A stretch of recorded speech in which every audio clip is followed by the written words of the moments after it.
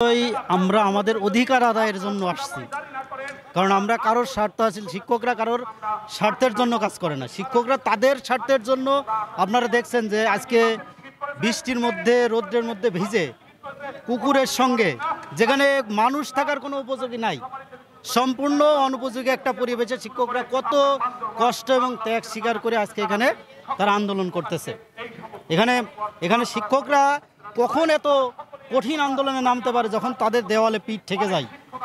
এর আগে মাননীয় শিক্ষা উপদেষ্টা যিনি ছিলেন, তিনি আমাদেরকে 20% বাড়ি ভাড়া সহ আরও অন্যান্য সুযোগ সুবিধা বাড়ানোর জন্য প্রতিশ্রুতি দিয়েছিলেন।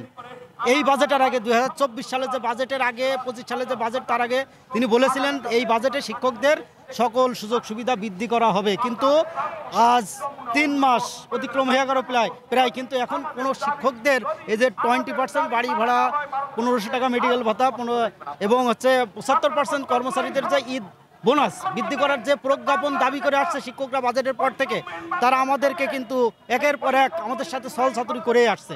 আজ নয় কাল এরকম করে আমাদের শিক্ষকদের, তারা এর আগে আমাদের শিক্ষক নেতা যারা ছিলেন তাদের কাছ থেকে হিসাব নিয়েছে।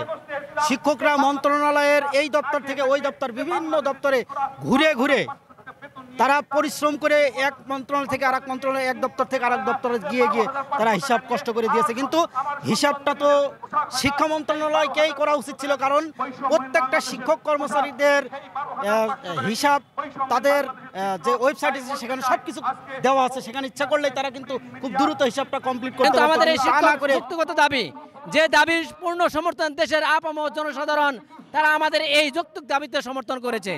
আমাদের শিক্ষা পরিবার 6 লক্ষ শিক্ষা পরিবার, আমরা মাত্র 12,500 টাকা বেতনে আমরা চাকরি করি, যার ফলশ্রুতিতে আমাদের নুন আনতা পান্তা ফুরায়, আমরা কোনো কাজ করতে পারি না, এই স্ত্রীদেরকে ভরণ পোষণ করতে পারি না। এটা আমাদের ন্যায্য দাবি, আমাদের ন্যায্য দাবির বিপক্ষে কেউ যাবেন না। আমরা চাই আমাদের এই ন্যায্য দাবি আজকে প্রজ্ঞাপন আকারে জারি করলে আমরা আগামীকালকে ইনশাল্লাহ আমাদের এই 6 লক্ষ শিক্ষা পরিবার আগামী ইয়ের মতো, সেই গত দিনের মতো আমরা ক্লাসে ফিরে যাব। আমাদের ছেলেমেয়েদেরকে শিক্ষাদানে আমরা শিক্ষা জাতি মেরুদণ্ড, আমাদের মেরুদণ্ড যদি আমাদের ঠিক না থাকে, আমরা কিভাবে ছেলেমেয়েদেরকে শিক্ষা করাবো পারবেন?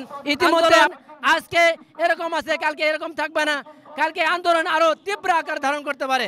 কারণ আমাদের এই শিক্ষা পরিবার 6 লক্ষ শিক্ষা পরিবারের আন্দোলনে আমরা সকলে একত্রিত পোষণ করেছেন। ইতিমধ্যে আপনারা দেখেছেন বিভিন্ন এনসিপি দল, বাংলাদেশ জামাত ইসলাম, বিভিন্ন নেতা নেত্রীরা আপনারা এই আমাদের শহীদ মিনারে এসে আমাদের এই অনশন দেখেছেন। ইতিমধ্যে আমাদের শিক্ষক নেতা আজিজি স্যার অসুস্থ হয়েছেন, ইতিমধ্যে তিনি মেডিকেলে চিকিৎসা নিচ্ছেন, আর অনেক আহত হয়েছেন। এই অনুসরণ করতে গিয়ে আমাদের অনেক শিক্ষক মারা গেছেন, তাদের বিদায় মাগফিরাত কামনা করছি। অবশ্যই শিক্ষার্থীদের প্রবলেম হচ্ছে, আমরা মনে করি শিক্ষার্থীরা অনেক সমস্যা চলছে, এখন পড়াশোনা বন্ধ চলছে, যেহেতু স্কুল মাদ্রাসা কলেজ সকল প্রতিষ্ঠান টোটালি শাটডাউন চলছে। তো এখানে অবশ্যই ক্ষতি হচ্ছে, ক্ষতির জন্য দায়ীকে 100% সরকারের কোনো কনসার্ন নেই। এই সরকারের শিক্ষা নিয়ে কোনো কনসার্ন নেই, এর আগেও ছিল না, এখনো নাই। যেটা আমরা ভেবেছি হয়তো এখন কি উনি গুরুত্ব দিবেন। এই যে আজকে 7 দিন স্কুল মাদ্রাসা কলেজ সব টোটালি শাটডাউন, ওনাদের কোনো টেনশন নাই, ওনাদের কোনো হেডেক নেই। সুতরাং এর জন্য দায়ী আমরা না, আমাদের দাবি আজকে মেনে নিবে, আমরা আজকে চলে যাব, বাসায় ফিরে যাব। এইখানে রোদে পুড়ে আমাদের থাকার কোনো ইচ্ছে নেই, আমরা বাসায় চলে যাব, আমাদের স্কুলে চলে যাব, আমরা ক্লাস করব। আর যদি উনি আমাদের দাবি মেনে না নেয়, অবশ্যই এটা চলবে, নন স্টপ শাটডাউন চলবে। সরকার আপনাদের দাবি দেওয়া মেনে নেবে এবং আপনারাও হয়তো দাবি দেওয়া পাবেন, কিন্তু ছাত্রছাত্রীদের যে একটা ক্ষতি হচ্ছে, এই বিষয়টা কিভাবে আপনারা পূরণ করবেন? এই শিক্ষা এটা যে আমরা পূরণ করবো কিভাবে? হ্যাঁ, প্রয়োজনে আমরা পরবর্তীতে এক্সট্রা ক্লাস নিব, আমরা এখনো 7টা করে ক্লাস নিচ্ছি, প্রয়োজনে আমরা আরও 2-1টা ক্লাস নিব, এটা আমাদের সমস্যা নেই। আমরা আমাদের এক্সট্রা ক্লাস করে আমরা সেটা পুষিয়ে দিতে পারবো। তবে এটা বলতে চাচ্ছি সুস্পষ্টভাবে, এটার জন্য দায়ী হচ্ছে গভর্নমেন্ট আমাদের দাবিটা মেনে নিলে কিন্তু এখনই সবকিছু ক্লিয়ার কাট হয়ে যায়। আচ্ছা, এই ব্যাপারে আমি একটু বলি যে আমরা কিভাবে ক্ষতিটা পুষিয়ে নিতে পারি। দেখুন, আপনারা অতীতেও দেখেছেন, যখন বিপদ বা আপৎকালীন যে সময়টা রয়েছে, এই আপৎকালীন যে সময়টা আমাদের রয়েছে, এই আপৎকালীন সময় অর্থাৎ করোনাকালীন আমরা কিন্তু অনলাইন ক্লাসের মাধ্যমেও ক্ষতি কিন্তু পুষিয়ে দিয়েছিলাম। এছাড়াও আমাদের বর্তমানে যে 7 দিন যে ক্ষতি হয়েছে, এই বর্তমান টানা আজকে 7ম দিনের মতো আমরা এখানে আন্দোলনরত অবস্থায় রয়েছি। এই 7 দিন ক্ষতি পোষাতে প্রয়োজন যদি হয় আমরা শুক্র এবং শনিবার যে এই বন্ধের দিন রয়েছে এই বন্ধের দিনের ক্লাস করতে প্রস্তুত। তাই যত দ্রুত আমাদের এই প্রজ্ঞাপনটা জারি করবেন তত দ্রুত আমরা আমাদের প্রতিষ্ঠানে ফিরে যাব এবং প্রতিষ্ঠানে ফিরে গিয়ে আমাদের যে ক্ষতি পুষিয়ে দেওয়ার যেভাবে পুষিয়ে দেওয়া দরকার সেভাবেই আমরা পুষিয়ে দিতে সর্বাত্মক চেষ্টা আমাদের রয়েছে, আমাদের সর্বোচ্চ অ্যাবিলিটি রয়েছে। সামনে বার্ষিক পরীক্ষা আসছে, টেস্ট পরীক্ষা আসছে, সকল পরীক্ষায় যেন আমরা খুব দ্রুত যে স্বাভাবিক কার্যক্রম সেই স্বাভাবিক কার্যক্রমে ফিরে যেতে পারি।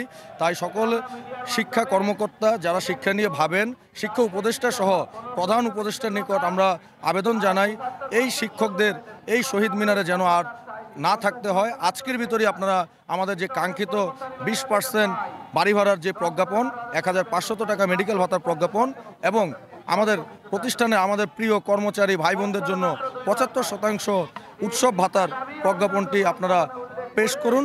আমরা আজকেই এখান থেকে চলে যাচ্ছি, আগামীকাল থেকে আমরা ক্লাসে অবশ্যই ক্ষতি পুষিয়ে দেওয়ার মনোভাব আমরা রাখি।